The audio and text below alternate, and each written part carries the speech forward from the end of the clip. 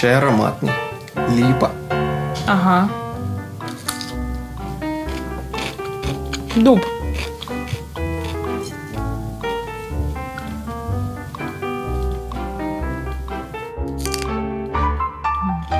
Почему дуб?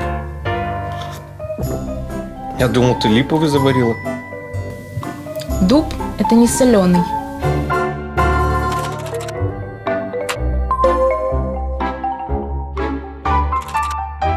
Я же не ошибся. Чай все-таки не дубовый, а липовый.